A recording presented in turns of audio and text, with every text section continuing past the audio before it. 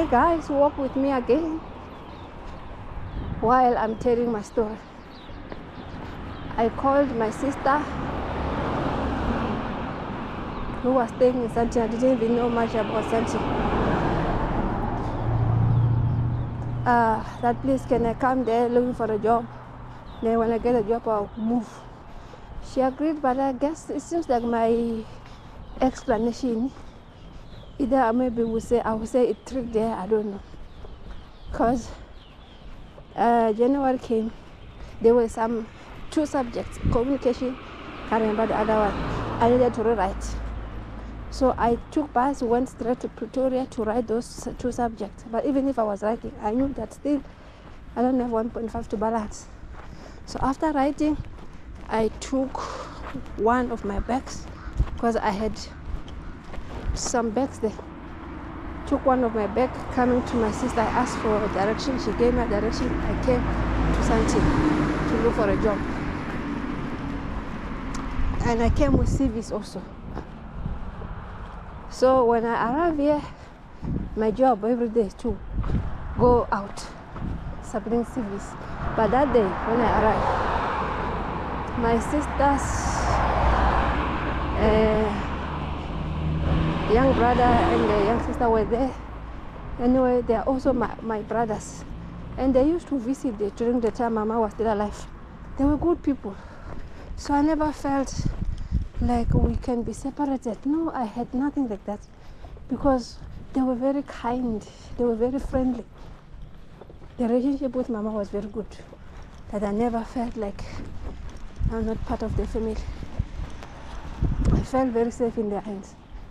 Okay, now she will receive calls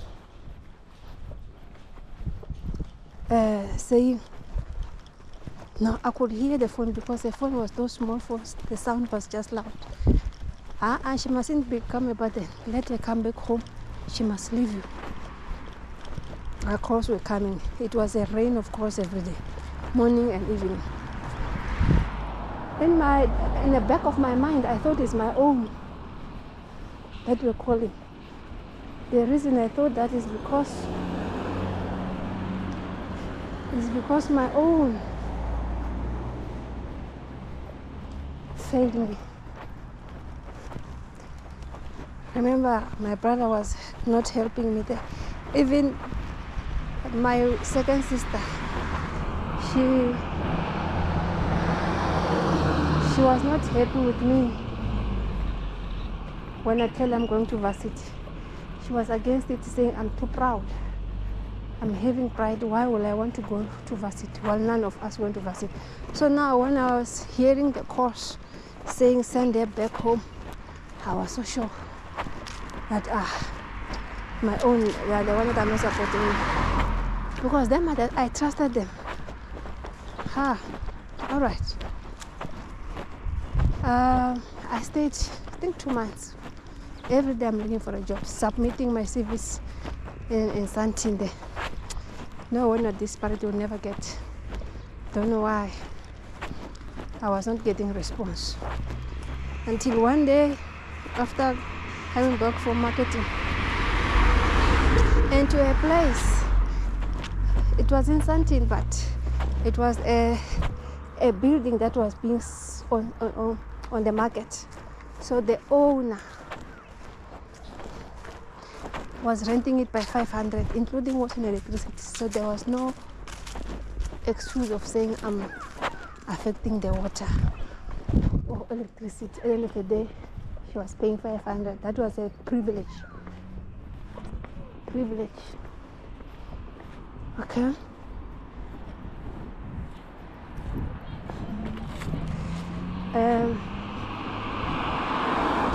One day she sent a security. That security was her friend. And I also felt comfortable around them. I'm telling my story walking in Morningside. My first daughter, I was telling it while I was walking Benmore. All right. That brother came and said, oh, okay, tell me,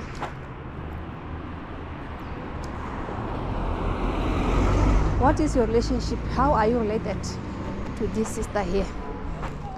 So I told him, her mom and my mom are sisters. I said, so where is your mom? My mom, she's gone. She's late. So the reason I'm here, I'm trying to stand. I'm hoping for the future. So I brief the story, how I'm from varsity and how I can't go back.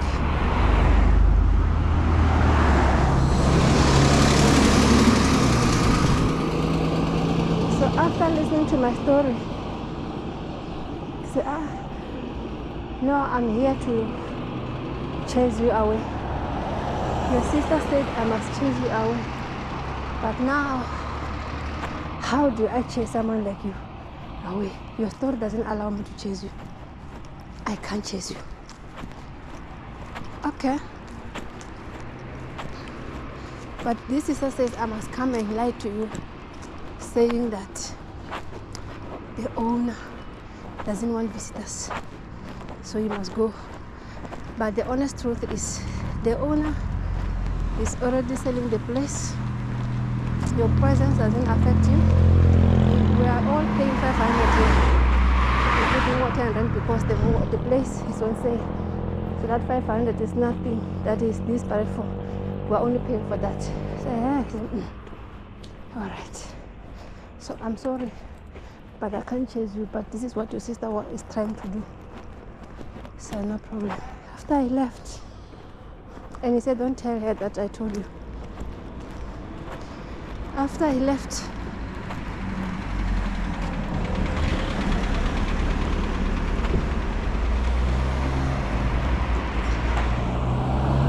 in my heart, I know that now I'm unwanted here. I need to move to where? I don't know.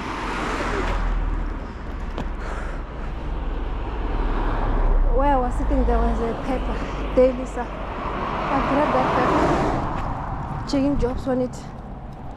I found jobs advertised saying Johannesburg CBD, they're looking for waitress training, 35 rand per hour.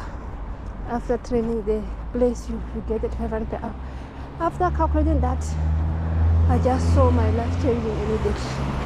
I called that line, and then they say, yeah, come and train, start tomorrow. I went there the following day. Yeah, training was there. They also said wear black and white. Yes, luckily I had black and white. So I went there. I was really thanking God that my life is about to change. Not knowing that I was falling in the hands of scams. Remember, with my small money, I think I was left with 1 point something. Because when I was marketing, I was working, I was not spending it. Remember, out of that 1.5 from Spa, I used just for maybe 1.1, somewhere there, but I was left with something. Now, the men say that when you get there, the thing that were not said on the paper, so they need to pay 700 for training. Placement is guaranteed. Is it? Yes. So since all I had, so okay, I'll pay tomorrow. I took my 700, I went there and pay. And then immediately I looked for a place to stay in Johannesburg so that I can quickly, that was happening within 1 week. I think, I can't remember the days, but maybe 2 days there. Okay. I told my sister I'm leaving. I found a job. Because to me now, knowing that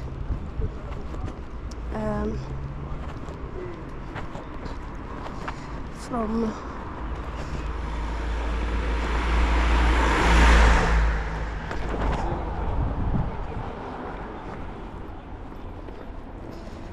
after training, my job is guaranteed. So I was very relieved and happy.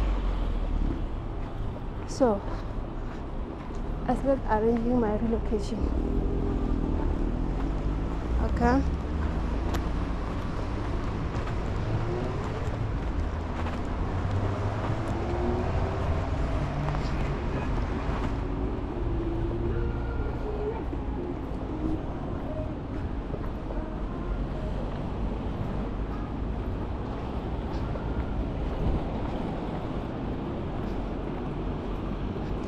So she was very relieved to discover that I'm moving. In her mind, she thought I'm moving because of the words that were said, not knowing that already I'm aware about that. So I went. Family, guys, family. After I went, even before a week, I guess she called home and told her that I left. Me, I didn't know that they hated me. She even added that I went to sell a body. I was a prostitute. I was not aware of that. So me, I'm busy with my training there for 2 weeks training. After 2 weeks, we were taken for recruitment. We were taken to another hotel. That place, I don't really think it's hotels because I was living in Johannesburg, you know, you are very blank.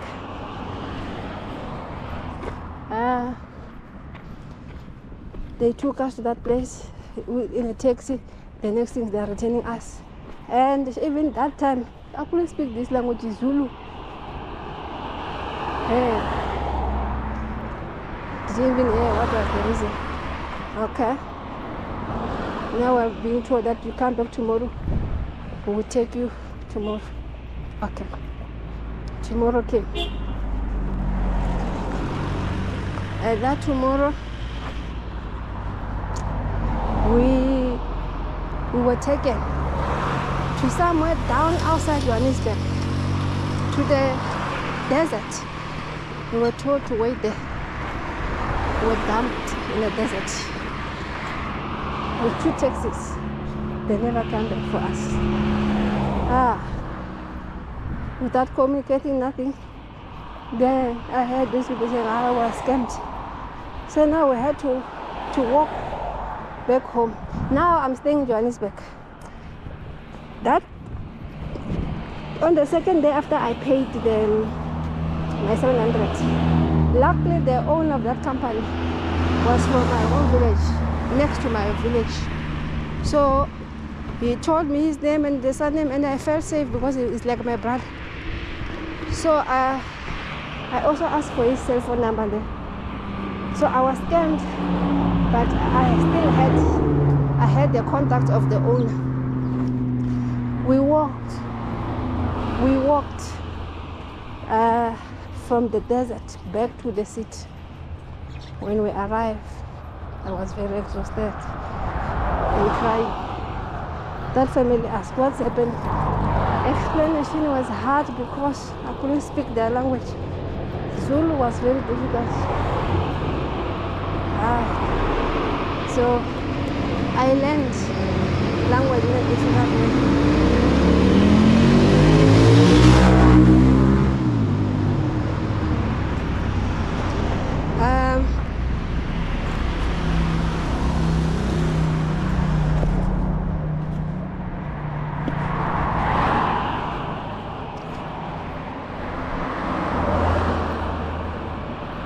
I called that brother,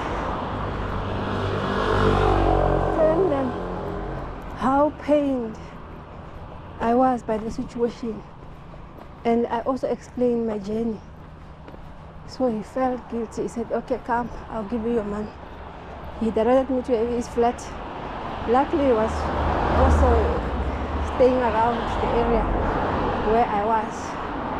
I went to his place, pressed that intercom. He opened.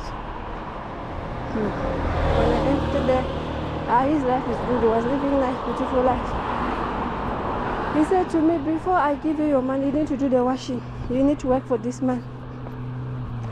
had no choice.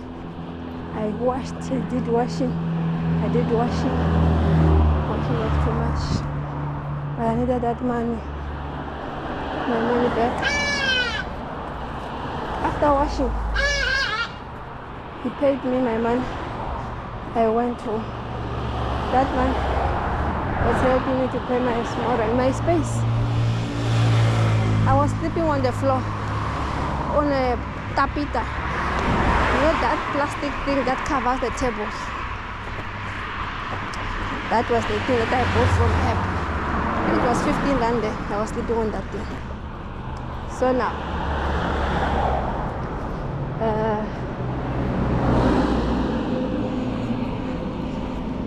the struggle of looking for a job continues, because with that small money, I think it's paid for 2 months.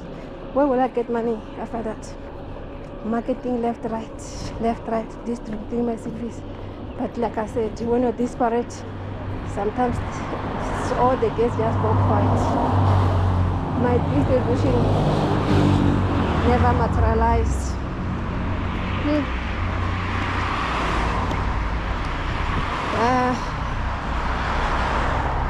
The time I was still in Sandton and looking for a job, I met another guy who became friends.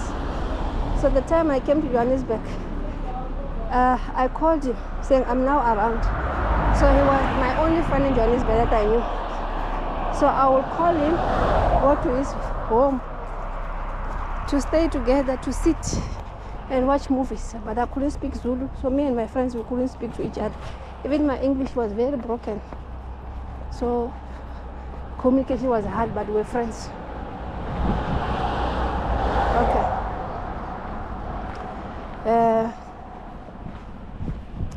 As we stayed,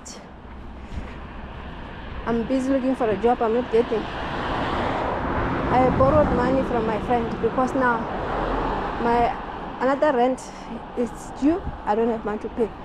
I told my friend, can you borrow me money? I'm still looking for a job. He said, no problem.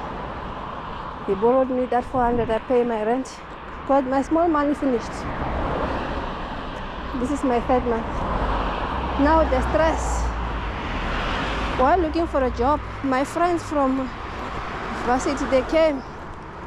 When they came to see me, pass by me, while I was walking them to take taxis, we met. There's these people that are playing. They hide something in a cup. So I don't know what kind of game is that. They said, talk something, they speak something, there's like magic. They said, point where that ball is. If you point right, we give you 100 rand. My friend suddenly, the other one, pointed. We were walking, he pointed. When he pointed, they gave him 100 rand. They said, buddy, don't go, you gamble again. My friend's boy kept on pointing. They took his 100 rand. They said, point now, because we gave you a chance to play with 100 rand. Now you have to also pay something. They had the phone. They said, let us hold your phone. They did it and did that. The next thing she pointed, he lost. They said, wow, we're taking your phone. I'm still trying to understand what's happening. My friend is gambling my phone. They said, point. I don't understand these things. But I trust my friend. I pointed. My phone is gone. That's how I couldn't continue walking them to taxis. I was crying, walking back. Those guys, they said they can't give me my phone. That phone is my only hope that I will get a job. Now it's been taken like that. So those people, they understood when I say phone, that my phone is gone. Their husband, those people, they were from Zim. They were in the valley. Their husband said, hey, this child, I was 22. If she didn't get a phone, how is she going to get job? Because she's been busy marketing. How is she going to pay us? My wife, since when you are not working, borrow her your phone so that she can get a job. The wife removed SIM card and give me a phone. I put my SIM card. I did SIM swap. The phone was Motorola. Those ones that you used to open like this. Me, my phone, that small phone was Nokia. I don't know how to use a Motorola. You know, Motorola had that pin like our recent phones. And me with the Nokia, it was that you just put straight. It was easy one. Now with Motorola pin, well, that one is like this, like a USB. I didn't know. Every day when I'm trying to charge that phone, I was battling to put on the charger because I was not used to that USB side. I was used to the pin. I broke that thing. Now that thing couldn't charge anymore. Stress is double. My stress is my rent. Money that I paid, the rent I borrowed from my friends. Now they borrowed me the phone. I broke. Still there's no hope for job because that phone, it needs to be charged. I can't charge it, it's broken there. How do I tell them again?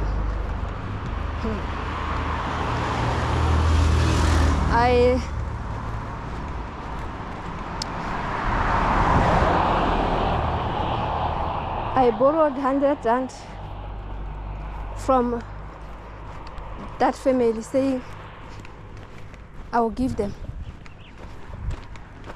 I have interview.